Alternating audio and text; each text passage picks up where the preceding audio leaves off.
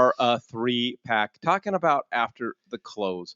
One of the things, Todd, when we interview a new agent or we bring on a new agent to the Recon Group, one of our first questions is, how many transactions have you done over the last, let's say, either, depending on how long you had your license, but within the last 24 months, or how many transactions have you done within the last 12 months? An agent will give us an answer. And so then my next question is, what have you done? Like, what system did you engage? What is your follow-up system? What have you done since handing them the keys? And the answers are startling, because a lot of the times it's, oh, well, I call them every once in a while, or I gave them a free Ginsu fillet knife with my name on it, or whatever the case is. And what we do, and I think to our detriment, is we hand the keys to somebody, and then we're moving on to the next client, or chasing the next deal. Yeah. When you hand the keys to somebody and assuming that they liked you, it's a gold mine. And it's so important. And part of our training is you have to know what to do after you close. And we have a whole system that we're going to talk about in our upcoming class, but I'm going to give a couple highlights today. Number one, you have to develop a multi-touch system. It can't be when you're driving down the road and you think of them. It has to be, this is what I'm going to do over the next 12 months. And on our team, we have a 23 touch system.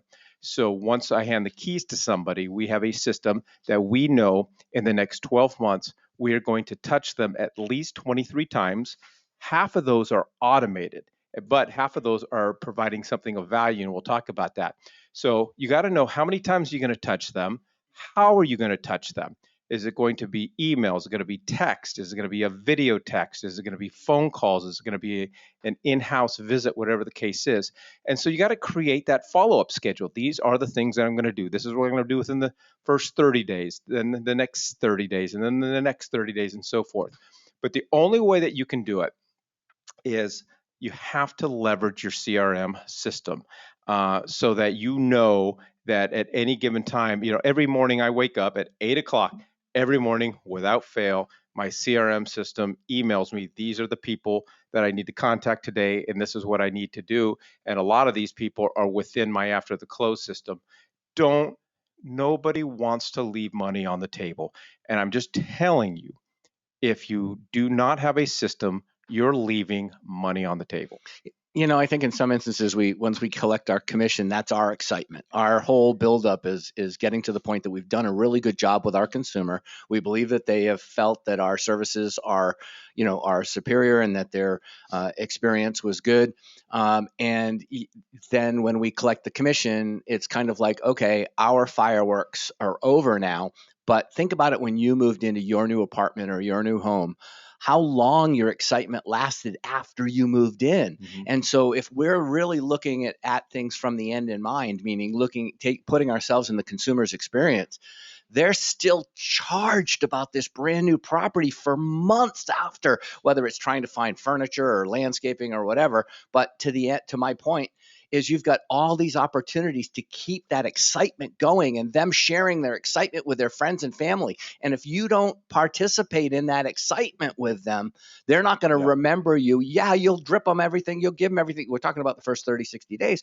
But, the fact is, they're not going to refer that new business to you. Well, we always say, we all remember our first time. Yep. And it's that when you forget to call a client, you call them 12 months later to only find out that they just sold or they just bought with somebody else because they didn't think about you. And they say that time eases all pain, and that pain never goes away. So talk about providing things of value. So even if you have a multi-touch system and you're sending them stuff, what are you sending them? Just because you send something doesn't necessarily mean it is something of value. I do not like to have my time wasted, and I don't want to waste other people's time. So half the crap that I get via email, I'm like, well, blah, blah, blah. What a waste of everybody's time. And so what are you sending them? So always put yourself in their shoes. Before you post anything, before you send anything, put yourself in the consumer's shoes and go, would I care about this? Is this something that I could actually use? would it be meaningful to me? Can I use this? And we do a lot. We do these neighborhood reports and things inside the back end of our I Found Agent websites where we're actually sending people activity in their neighborhood. I'm telling you, Critical. the open rates on these are through the roof. And then when posting to social media, can they read it? I see agents post these community events, and it's all it is a PDF flyer that's converted to a JPEG, and then if I blow it up Yeah, it's enough, fuzzy. it's Yeah, now become fuzzy, yeah, and I can't read it, happens all the and time. now you're wasting space. And now people are know in the back of their mind, well, then I'm not going to pay attention to my posts if I'm posting things that people can't read. Yeah, totally. I love this one, Mike, because I was thinking of this topic in the number one answer, or at least my participation in that.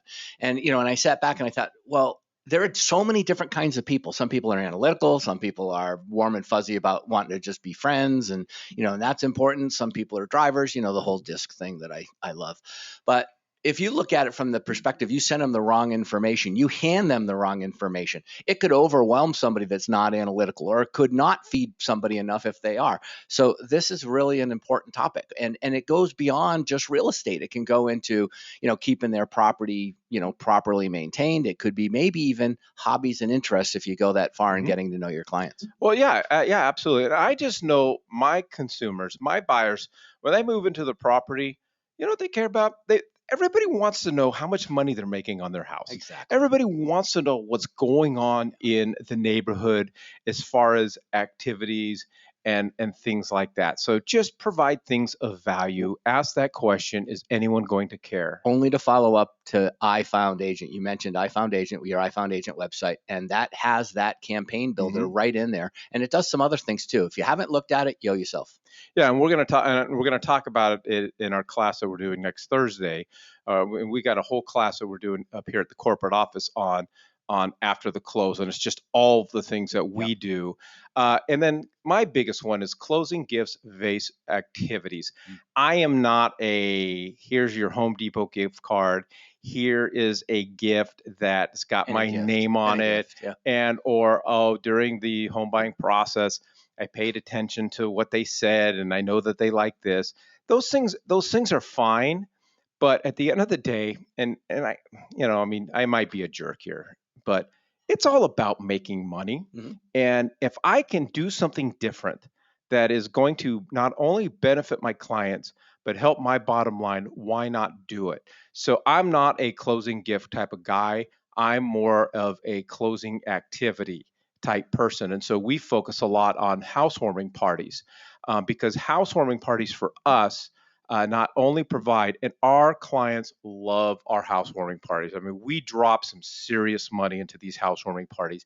They absolutely love them.